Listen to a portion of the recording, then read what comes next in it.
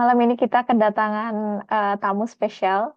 Ada Kak Angli. Thank you banget sebelumnya Kak Angli sudah mau jadi tamu buat konten di YouTubeku. Kak Angli ini UWR di AAS tahun 2025 ya Kak ya berarti ya? Ya, 2025. Jadi masih anget-angetnya. Baru mau berangkat di bulan Juli. Juli atau Agustus Mei, Kak? Mei, Mei Kak. Oh, berarti bulan depan ya? Iya, bulan depan. Oke.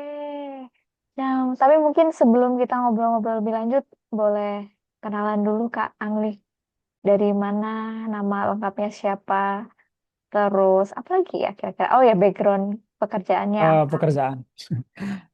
Oke, perkenalkan saya Angli Sae, lebih sering disapa Angli. Mhm. Background saya guru. Saya dari NTT dan bertugas juga di NTT, tapi di Labuan Bajo. Oh.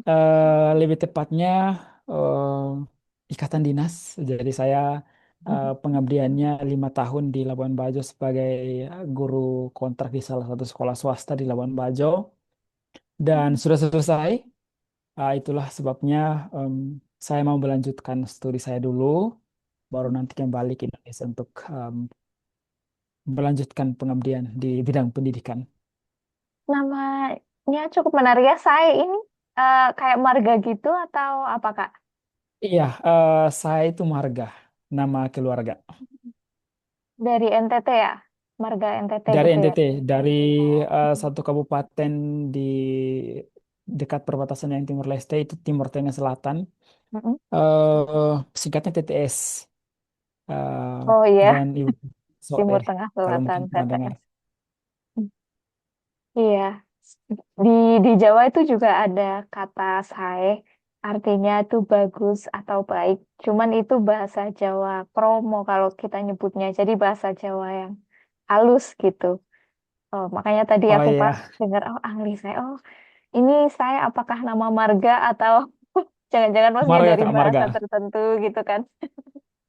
Marga. Soalnya Oke. Di Jawa artinya baik kalau saya, tapi di beberapa Hmm. tempat kalau bahasa daerah juga bisa berarti naik.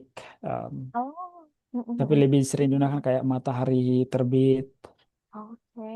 Sering kalau rekan-rekan pernah mendengar Timor Loro saya itu merujuk kepada Timor Leste di mana arah matahari terbitnya dari sana. Oke, Seperti itu tapi kurang lebih. maknanya bagus-bagus ya.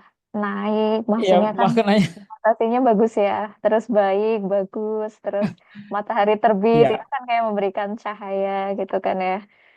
Kak. Keren, keren, keren. Terus, oh berarti Kak Angli ini eh, sebelumnya guru P3K gitu atau kontrak dari sekolah Eh, langsung atau gimana? jadi ceritanya gini Kak, panjang cerita tapi kita singkat saja. Saya kuliah Boleh. S1-nya beasiswa, em, Mm-mm. dan beasiswa itu ada kompensasi baliknya, yaitu Oh. ditempatkan di sekolah-sekolah dari si pemberi beasiswa ini. Hmm. Jadi jadi saya S1-nya di UPH, Mm-mm. Universitas Pelita Harapan Jakarta, Mm-mm. dengan beasiswa penuh dengan ikatan dinas. Jadi setelah saya selesai S1, dikirimlah ke berbagai daerah Indonesia. Nah, saya dapatnya di Labuan Bajo. Jadi di sana saya kontrak 5 tahun. Mm-mm. Istilah ikatan dinas, pengabdian kompensasi balik istilahnya kak ya. Mm-mm. Mm-mm. Ya lima kontribusi tahun gitu ya. Mm-mm. kontribusi kembali. Mm-mm. Dari 2020 sampai 2025, ya Juni 2025 selesainya. Dan Oh. langsung daftar beasiswanya di situ. Dan langsung dapat ya. Memang jodoh Dan itu langsung ya. dapat kak. Ya, puji Tuhannya langsung dapat juga sekali Timelinenya udah percobaan. pas banget gitu ya. Pas. Mm-mm. Kalau boleh tahu Kak Angli ngajarnya mata pelajaran apa Kak di sekolah? Eh, jadi saya backgroundnya pendidikan biologi Kak. Tapi Oh. saya ngajarnya 3 pelajaran. Dikasih kesempatan ngajarnya biologi, bahasa Indonesia, dan juga PKN di SMA. Ketiga-tiganya di SMA. Wow, bisa kebayang ya. Maksudnya SMA kan materinya udah sulit ya.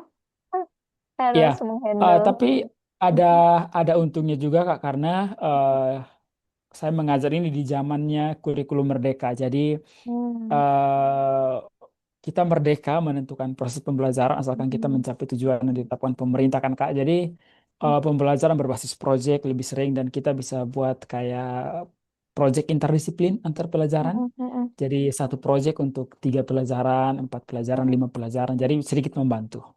Iya, Dan kita tidak ada. terlalu seperti gaya pembelajaran terdahulu untuk menghafal, Hmm. eh, ya mengingat, menghafal, tapi kita lebih kepada pembentukan karakter juga, Hmm. eh yaitu ini first century skills lah Kak. Lebih lebih utamanya ke situ. Ini yang teman-teman guru yang pada menonton ini harusnya dari openingnya aja udah kelihatan ya jiwa-jiwa change agent-nya Kak Anggi. Maksudnya Semoga makanya semoga banyak guru Kak. iya, semoga nanti menginspirasi lebih banyak guru lagi untuk bisa uh, mengakses pendidikan yang lebih tinggi dan bisa membuat lebih banyak perubahan di sekolah-sekolahnya gitu ya. Keren, keren, keren. Tapi ngomong-ngomong Kak Angli, uh, kalau boleh diceritain dulu pas tahun 2025 ini apakah pertama kali daftar AAS atau sebelumnya udah pernah daftar juga Kak? Ini baru pertama kali saya daftar Kak di tahun 2025. Wow. Mm-mm. Jadi ya pertama kali langsung puji Tuhannya langsung lolos, langsung dapat Mm-mm. beasiswanya. Ada ini nggak Kak, kayak triggernya gitu? Kenapa Kak Angli ngerasa, oh kayaknya saya harus sekolah lagi nih, harus ambil beasiswa buat lanjut S2 di luar negeri gitu. Ada momen khusus yang bikin Kak Angli tergerak atau gimana ceritanya? Iya, ada. Mm-mm. eh jadi Kak saya di sekolah itu eh, juga Mm. berperan sebagai pembina literasi sekolah. Jadi Hmm. karena tupoksi saya sebagai guru bahasa Indonesia, saya diberi tugas tambahan sebagai em, pembina literasi sekolah. Di waktu yang bersamaan juga, karena saya guru PKN, diberilah kesempatan untuk menjadi pembina OSIS begitu, Kak. Nah, dalam menjalankan peran yang double ini, saya kemudian mengidentifikasi adanya gap yang perlu kita isi untuk memberi dampak yang lebih luas lagi. Nah, pertama dari sisi pembina literasi, kita sama-sama tahu bahwa secara global di bawah satu tujuan yaitu SDGs, kita Mm. sementara dengan giatnya mendongkrak kemampuan literasi numerasi anak-anak kita secara global. Dan yang perlu kita akui bahwa Indonesia ini adalah satu negara yang secara Mm. ranking kita ada di posisi yang Bawah ya. boncos dan eh, Mm-mm. kita dengan kesadaran ini di sekolah kemudian kami melakukan suatu proyek yaitu proyek penulisan buku rutin setiap tahun. Mm. Dan kami berkolaborasi lintas pihak, tokoh masyarakat, pemerintah daerah, lalu pihak pengada sekaligus penerbit, kalau boleh saya mention itu Nyalanesia yang base-nya di Solo. Oh, keren. Eh, dan ini berdampak baik. Setiap tahun kami menerbitkan buku.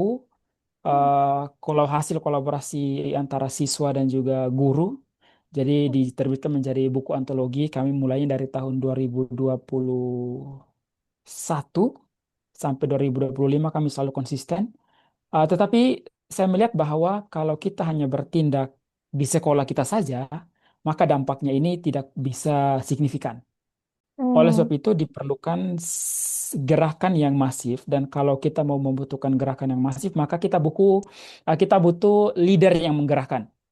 Oke. Disinilah saya melihat bahwa peran leader sekolah itu sangat krusial untuk menentukan satu kebijakan yang dampaknya masif, terukur, terstruktur, dan Mm. juga efektif dalam pelaksanaannya.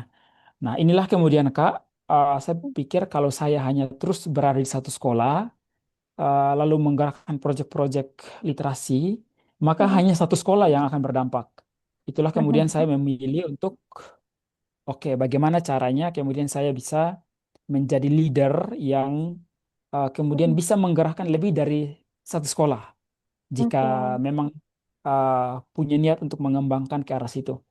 Mm-mm. Dan kemudian dari perspektif kepemimpinan itu juga kita lihat bahwa eh, zaman sekarang kita perlu melatih leadershipnya siswa, sudah harus terbentuk bibit-bibit leadershipnya mereka sejak mereka masih di bangku sekolah, SMP, SMA, bahkan di SD itu juga kita sudah ada poin leadershipnya untuk berbagai proyek yang bisa membentuk. Dan dari Mm-mm. sini saya melihat bahwa poin leadership ini tidak bisa kita hanya eh, gerakannya gerakan tunggal, tapi kita butuh ekosistem, ekosistem yang mendukung usaha-usaha guru di kelas, usaha-usaha pembina literasi, usaha-usaha pembina OSIS, dan juga berbagai proyek yang dikerjakan di sekolah. Itulah kemudian yang menggerakkan saya mengambil beasiswa untuk studi lanjut, Mm-mm. dan jurusan yang saya pilih juga relate dengan kebutuhan ini, yaitu Mm-mm. educational leadership. Dan ya niatnya adalah kemudian berkontribusi pada kepemimpinan pendidikan di Indonesia dari Mm-mm. skala kecil dulu, dan kemudian jika diberi kesempatan perlu berkontribusi di skala yang lebih luas untuk dampak Mm-mm. yang lebih luas. Oh, aku dari ceritanya Kak Anggi ada beberapa pertanyaan nih Kak, pengen tahu ya, Gas, penasaran. Kak. Eh, Sekolahnya Kak Anggi ngomong-ngomong itu eh, ada dari SD sampai SMA. Kalau Kak Anggi tadi kan mention ngajarnya di SMA ya. Apakah, SMA. oh berarti khusus SMA aja ya, bukan sekolah. Kan kadang ada sekolah swasta yang ada SD, Iya, SMP, SMA di satu lingkungan sekalian. Berarti Kak Anggi ada, Kak. case-nya, oh ada. Ada, iya. Dari Mm-mm. playgroup sampai SMA, kita Oke. istilahnya satu atap. Jadi Mm-mm. eh, ada sekian lantai sekolahnya, lantai dasar Mm-mm. untuk playgroup yang masih kecil-kecil. Jadi Iya. Anda bisa naik tangga Mm-mm. sedemikian banyak anak tangga, jadi mereka di lantai dasar. Lalu ada SD, SMP, SMA. Oke. Terus yang masalah buku tadi Kak, aku juga penasaran. Berarti Ya, eh, siswa-siswanya juga ikut menuliskan karyanya gitu ya, mencantumkan karyanya di dalam buku itu ya, atau gimana? iya. Jadi dari pihak penerbit itu mereka memberi syarat Mm-mm. buku antologi itu minimal 50 karya. Nah, Mm. kita bisa saja memilih, oke, 50 siswa terbaik kita atau 50 siswa dengan karya macam kita punya 100 siswa, kita Mm-mm. pilihlah seleksi 50 siswa kan Kak untuk Mm-mm. ikut serta dalam proyek ini. 50 yang lainnya kita skip. Tapi eh, mengingat kita juga perlu geraknya bersama, kita juga perlu mengakomodir semua siswa untuk sama-sama bertumbuh dalam bidang literasi ini. Jadi di sekolah kami tidak hanya memilih tulisan-tulisan terbaik atau siswa-siswa yang kompeten dalam bidang literasi untuk terlibat, tapi kami kemudian memutuskan seluruh siswa harus ikut.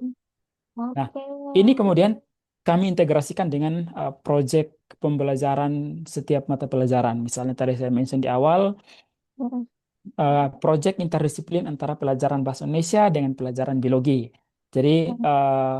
metode penulisannya, pendekatan penulisan, strategi-strateginya, tips and trick itu format itu diajarkan oleh guru bahasa Indonesia, Mm-mm. sedangkan kontennya bisa dari guru biologi.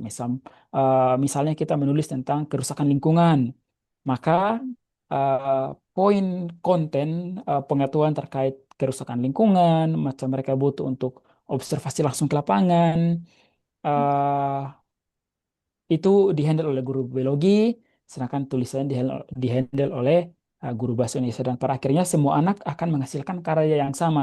Dalam artian topik Mm. temanya sama, luarannya sama. Macam kita sepakat, oke tahun ini kita menerbitkan antologi puisi atau antologi cerpen atau antologi esai, maka Mm-mm. semuanya akan menghasilkan produk yang sama. Dan di sini kita juga membutuhkan melibatkan kerja-kerja yang bergerak secara satu ekosistem full. Jadi karya siswa itu kemudian tidak hanya direvisi oleh guru pelajaran bahasa Indonesia saja, tapi ada 3 stage yang saya terapkan untuk mm, menghasilkan karya yang final. Terbaik gitu ya. Jadi, Mm-mm. iya, karya terbaik. Jadi stage pertama itu kita peer peer review. Jadi Mm-mm. siswa dengan teman sebangkunya saling cross check tulisan mereka karena kita sebelum project penulisan ini kita sudah ada rubriknya. Rubrik untuk penilaiannya, kriteria penulisannya bagaimana. Setiap siswa sudah punya. Mereka cek, memberikan masukan, memberikan poin-poin perbaikan atau eh, perlu pengurangan di poin mana, penambahan di poin mana. Stage kedua, setelah selesai dengan siswa teman sebaya, itu dengan orang tua mereka. Jadi mereka akan Oh. membacakan karya mereka kepada orang tua, lalu orang tua bantu revisi, memberi masukan lah istilahnya, untuk perbaikan karyanya. Lalu setelah tahap kedua selesai, barulah stage tiga ini kita eh, revisi ke guru. Jadi disinilah kemudian guru akan menjadi tahapan terakhir untuk proses finalisasi karya. Dan kemudian kita terbitkan Hmm. karyanya, Kak. Hmm. Kalau dengar ceritanya aja udah ini ya, maksudnya sangat menginspirasi dan kayaknya sibuk banget ya Kak Anggi dan guru-guru di sekolah situ. Tapi keren. Eh, ini bisa jadi sumber pembelajaran juga untuk ah, guru-guru kami-kami, saya juga ini yang mengajar di sekolah lain untuk bisa mendorong anak bisa menghasilkan karya juga. Walaupun mungkin kemampuan bahasanya berbeda-beda, tapi tetap semuanya difasilitasi. Nah, itu keren Iya, benar, sekali Kak. menurutku.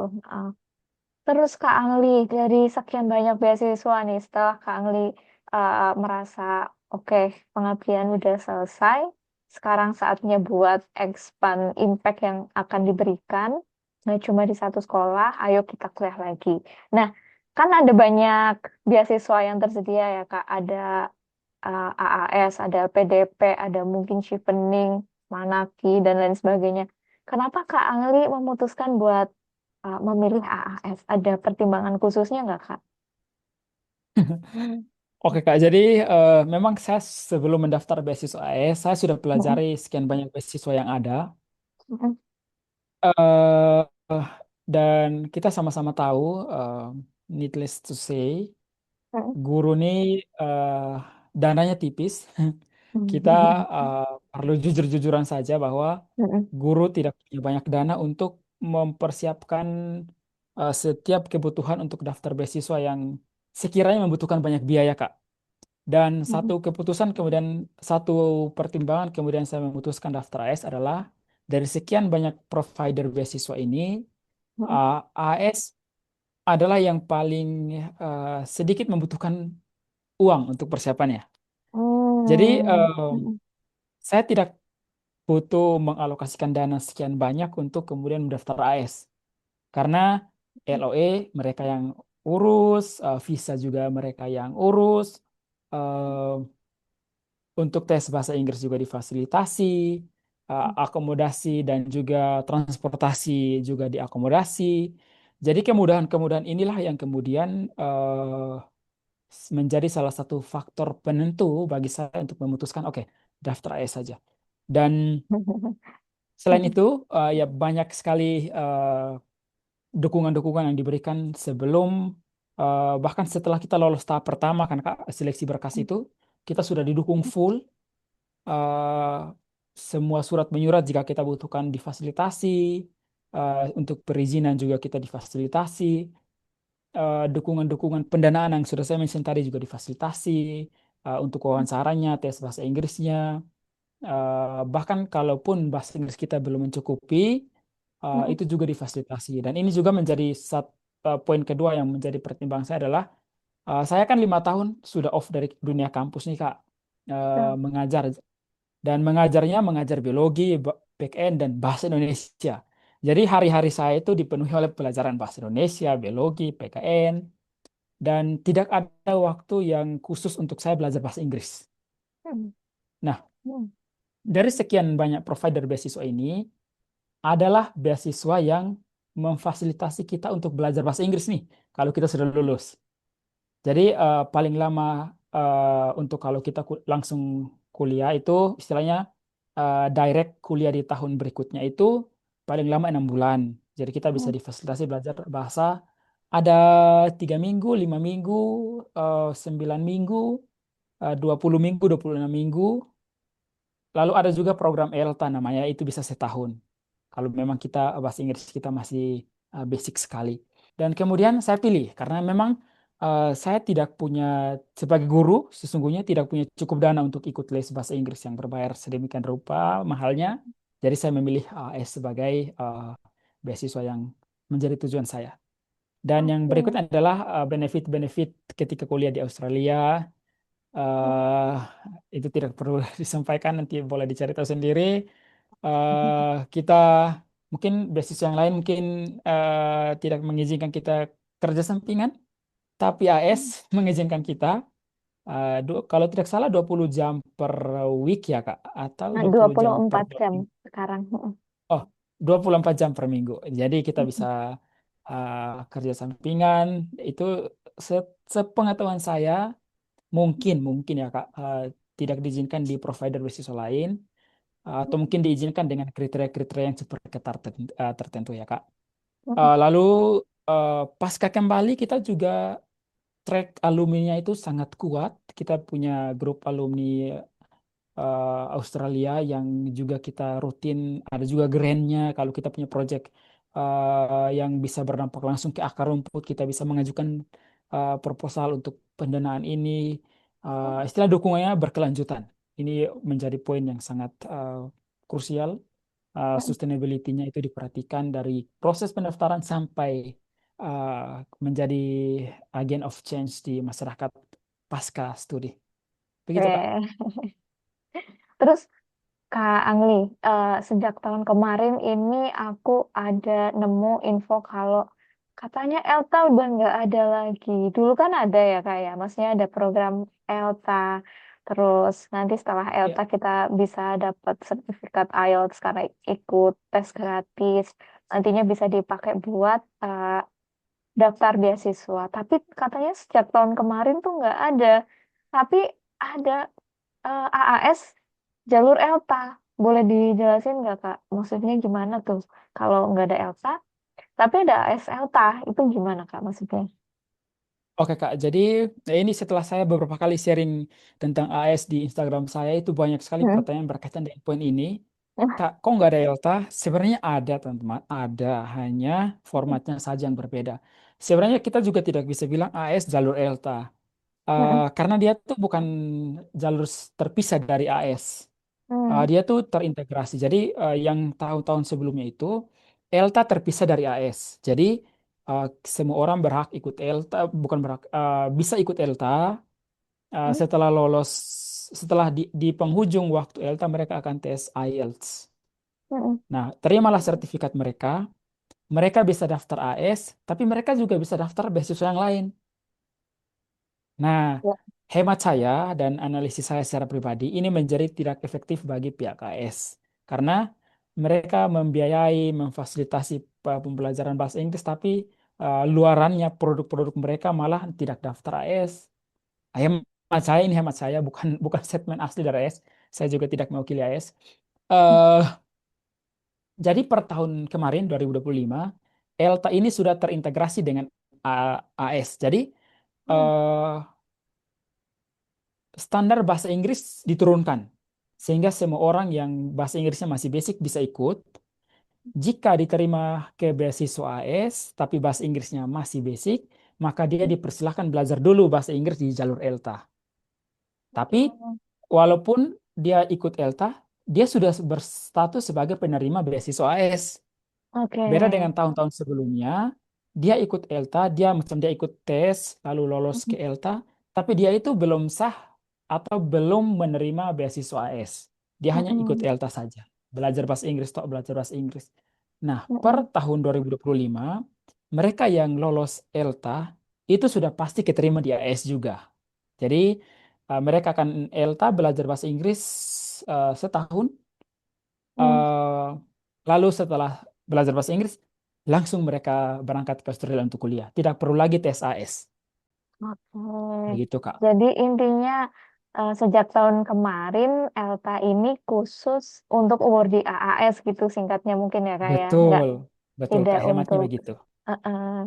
Dan jadi untuk teman-teman yang memenuhi syarat untuk ikut ELTA, ini kan ada beberapa kategori ya, kalau nggak salah Kak Angli, kayak misalkan Iya, penyandang disabilitas, terus perempuan dari latar belakang kurang beruntung, terus teman-teman yang dari 15, kalau nggak salah 15, pokoknya daftar iya, provinsi sasaran targeted. pemerataan AAS kayak gitu. Itu Iya, silahkan kalau misal bahasa Inggrisnya masih kurang, masih tetap bisa daftar AAS, nanti akan ada eh, kelas khusus gitu ya Kak ya, berarti ya sebutannya ya, selama betul. setahun untuk belajar bahasa Inggris. Nah Kak Angli, kalau boleh tahu kemarin daftarnya pakai TOEFL atau pakai IELTS, dan apakah pas daftar itu hmm, gimana berarti kata-katanya ya, tergolong eligible untuk masuk ke program ELTA atau gimana Kak kemarin Kak? Saya daftar dengan TOEFL ITP, Kak. Jadi Hmm. adalah niat di bulan Januari 2025 itu, saya Mm-mm. berniat mau mengetes kemampuan awal bahasa Inggris saya. Mm-mm. Karena selama ini tidak pernah ikut les bahasa Inggris dan istilahnya Iya. saya mau tahu kemampuan awal saya karena Kak, sebelum nanti Mm-mm. memutuskan, oke, dari Januari bisalah saya ikut dulu kursus di bulan Januari, Februari, Maret, Mm-mm. lalu Aprilnya baru daftar AS kan Kak. Mm-mm. Nah, tapi ketika saya tes TOEFL ITP, skor saya itu 478. Mm. Nah, sedangkan untuk provinsi targeted, untuk Mm-mm. pemerataan tadi yang kakak mention, Mm-mm. NTT itu juga bagian dari provinsi targeted ini. Dan Mm-mm. skor TOEFL ITP minimal yang bisa mereka terima adalah 425. Nah, Oke, jadi jadi udah eh, memenuhi syarat ya. sudah memenuhi syarat punya saya Kak TOEFL ITP-nya. Nah, Mm-mm. jadi waktu itu saya memilih tes tanpa persiapan Kak. Jadi ya pure untuk tahu kemampuan Mm-mm. basic saya lah. Mm. Jadi eh, karena sudah memenuhi kriteria minimal, saya pakailah untuk daftar itu, Kak. Dan Mm-mm. karena saya sudah daftar dari provinsi targeted, TOEFL-nya Mm-mm. hanya 478, maka Ah, saya otomatis eh, masuk jalur ELTA. oke, Indikatornya apa? Aplikasi saya itu dalam bahasa Indonesia. oke. Berarti isiannya juga boleh dalam bahasa Indonesia ya, Kak ya? Iya, benar, Kak. Oh, Jadi iya, iya. aplikasi saya itu dalam bahasa Indonesia, Mm-mm. aplikasi S-nya. Jadi semuanya dalam bahasa Indonesia, esai, kecuali Mm-mm. dokumen-dokumen ya Kak yang wajib dalam bahasa Inggris sudah Mm-mm. ditranslate itu wajib bahasa Inggris. Mm-mm. Tapi seperti yang kita ketahui setelah kalau kita lolos tahap 1 AS kita akan masuk ke Mm-mm. wawancara dan mock IELTS ya Kak. Iya. Nah mock IELTS ini itu akan diuji kembali. Apakah kita memang akan tetap di ELTA atau Mm-mm. kita gugur atau kita Mm-mm. bisa langsung ke PDT, kita ke PDT langsung Kak. Jadi kemarin itu kalau tidak saya salah ingat waktu briefing, jika di Mm-mm. mock IELTS itu IELTS kita di bawah 4,5 maka kita otomatis langsung gugur. Oke. Tidak Mm-mm. tidak melanjutkan proses AS lagi. Dalam range 4,5 ke 5,0 maka kita masuk ELTA, belajar setahun. Mm. Mm-mm. Nah, tapi kalau lebih dari atau sama dengan 5,5 ke 6 Mm-mm. itu kita pokoknya dari lebih besar sama dengan 5,5 itu kita ikut PDT langsung. Jadi Oh, mm-mm. dipindahkan dari ELTA langsung ke PDT. Mm-mm. Begitu kurang lebih Kak. Nah, kalau saya case-nya saya waktu saya mock IELTS di Makassar itu overall score saya tuh 6,0. Jadi sudah memenuhi kriteria untuk langsung ikut PDT. PDT langsung lah Kak. Jadi Oke. tidak perlu ikut ELTA lagi. Karena kalau Mm-mm. ikut ELTA, maka saya baru bisa berkuliah nanti di tahun 2027 2027. ya. Oke. Ya, Januari Mm-mm. 2027. Tapi kalau ikut PDT langsung, maka saya ikut yang 6 bulan, Kak. 6 bulan Hmm. saya kuliah di Januari 2026, tapi saya kuliahnya di Juli 2026. Semester 2 intake. Ya, Begitu, oke. Kak. Berarti tapi interviewnya tetap bahasa Indonesia atau langsung switch ke bahasa Inggris Kak kemarin? Interviewnya dalam bahasa Indonesia. Oke, karena mungkin IELTS-nya belum langsung keluar juga ya. Benar. Iya. Tapi bagusnya mereka memberikan pilihan sih Kak. Kalau mau dalam Mm-mm. bahasa Inggris silahkan, mau bahasa Indonesia silahkan. Lalu saya Oke. langsung lah minta izin pada waktu itu kan, demi kelancaran dan eh, jawaban saya yang sejelas-jelasnya izinkan saya pakai bahasa Indonesia. Benar, Dan benar, mereka benar. bisa mereka paham bahasa Indonesia juga kayak jadi Mm-mm. Dan eh, nyatanya tetap diterima, berarti kan tidak ada masalah ya Kak ya, tidak selama ada kita masalah, emang. tidak ada masalah. Mm-mm. Oke deh, mungkin terakhir nih Kak Angli, dari semua ceritanya Kak Angli dan kesibukannya yang luar biasa dan cerita yang inspiratifnya tadi, ada pesan khusus nggak Kak untuk teman-teman yang masih berjuang pengen dapat AAS? Mungkin ada yang udah nyoba berkali-kali belum dapet, ada yang baru mau daftar, ada yang mau Kak Angli sampaikan mungkin. Ya Kak. Setelah selesai PDTK kemarin di Maret, saya memutuskan untuk oke lah saya perlu membantu rekan-rekan saya di luar sana kan Kak. Saya bukalah kesempatan review esai gratis. Oh Eh, iya, aku lihat tuh di tapi tidak Instagram menutup ya. Mm-mm. iya Kak, saya share di Instagram saya. Tapi tidak menutup kemungkinan kalau ada yang mau berbagi dana silahkan. Tapi saya Mm-mm. dari awal bilangnya gratis. eh dan saya melihat antusiasnya banyak, Kak. Saya bisa record sampai 50 dan setelah saya sudah share bahwa oke, sudah selesai nih 50 saya mau break. Tapi ternyata masih ada juga rekan-rekan yang menghubungi untuk pengecekan bantu pengecekan review kan, Kak. Mm-mm. Dari sini saya melihat bahwa paling banyak pesertanya adalah rekan-rekan dari dunia pendidikan, guru dan dosen. Mm-mm. Kalau tidak salah 60% dari 50 orang itu adalah guru, Mm-mm. pengajar. Entah dia itu pengajar di sekolah negeri, ya PNS, guru swasta, atau guru di sekolah inklusi, atau di SMK, dari jenjang playgroup sampai SMA, SMK, semua masuk dalam kategori itu. Dan itu ada 60% Kak. Mm-mm. Artinya begini Kak, rekan-rekan pendidik kita ini sudah punya niat, semangat untuk melanjutkan studi. Eh, tapi namanya juga kita melamar ya dalam tanda kutip ya Kak, melamar. Mm-mm. Eh, kalaupun kalau kita ambillah contoh melamar pasangan minimal kita harus ada modal lah Kak, istilahnya Kak ya. Nah apalagi kita lamar beasiswa yang dananya itu miliaran nih. Maka kita juga harus mempersiapkan atau menunjukkan modal apa yang kita punya sehingga memperkuat si pemberi beasiswa yakin untuk memberikan kita beasiswa ini karena Kak.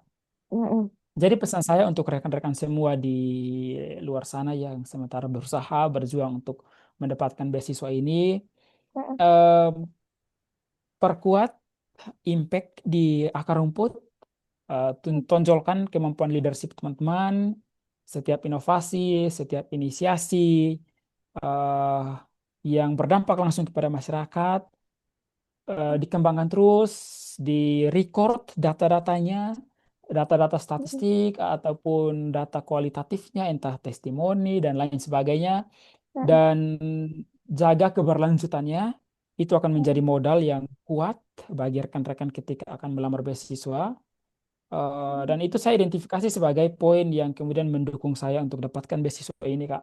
Dan saya Mm-mm. juga perlu sampaikan kepada rekan-rekan saya di luar sana untuk fokus persiapan diri, layakkan diri dulu, baru kemudian lamar beasiswa. Jadi Mm-mm. bisa saja layak, tapi kalau sudah layak, kita barulah pikir ke aplikasinya. Bagaimana nanti meramu esainya, membuat CV-nya, apa yang perlu ditonjolkan, mana yang tidak perlu ditonjolkan, Mm-mm. esainya apa yang ditulis, apa yang tidak perlu ditulis, lalu eh, apa yang perlu dicari tahu nanti ketika diwawancara dan lain sebagainya. Tapi yang pertama, persiapkan diri untuk dalam tanda kutip layak, kemudian bisa melamar, istilahnya melamar ke beasiswa ini. Jadi Mm-mm. persiapkan diri dulu, lalu setelah merasa diri sudah sudah siap untuk melamar, barulah kemudian proses ke aplikasinya, entah persiapan dokumen-dokumennya, dan juga yang paling krusial menurut saya kita sama-sama tahu esai ya kak ya.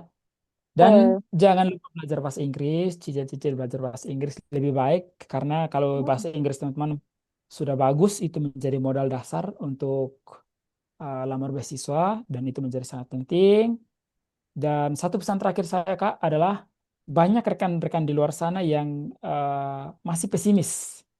Mm. Saya banyak sekali mendapatkan DM, Kak saya hanya guru biasa di kelas, apakah saya bisa melamar? Kak saya sudah off mengajar selama sekian tahun, Mm, apakah saya masih bisa melamar? Kak saya hanya ibu rumah tangga dengan pekerjaan sebagai guru les yang tidak istilahnya bukan bukan pekerjaan formal. mm, Apakah bisa? Nah, padahal kita sama-sama selesai di Australian Award Scholarship ini mm, terbuka untuk umum, semua orang bisa mendaftar, tidak tertutup kecuali teman-teman memang yang membatasi diri sendiri. Dan yang mm, paling penting setelah teman-teman punya niat, bisa dibaca juga buku panduannya, cek websitenya, mm, kriteria-kriteria apa yang perlu dipersiapkan, dan jangan pesimis lebih dulu lah. Saya secara pribadi yakin kalau kita dengan start sudah pesimis, eh, kita kita saja pesimis dengan diri kita, apalagi si pemberi beasiswa nih Kak. Itu kurang lebih gambarannya begitu ya. Kita saja Iya. pesimis dengan diri kita, bagaimana si pemberi beasiswa mau optimis dengan si ya kita ya. Itu Mm-mm. menjadi poin yang perlu dipikirkan dengan matang dulu lah. Oke, thank Sekian you Kak. Kak Angli. Terima kasih banyak untuk sharingnya. Uh, banyak banget poin yang bisa diambil. Semoga ini bisa membantu teman-teman yang masih uh, maju mundur mungkin mau daftar apa enggak dan masih bingung tentang beasiswa AS dan ELTA ini seperti apa statusnya sekarang. Terima kasih sekali lagi buat ceritanya juga Kak Angli. Semoga banyak guru-guru di luar sana yang terinspirasi dan termotivasi dengan em, ceritanya Kak Angli tadi. Oke deh, dadah teman-teman semuanya. Thank you Kak Angli. Thank you Kak Novi.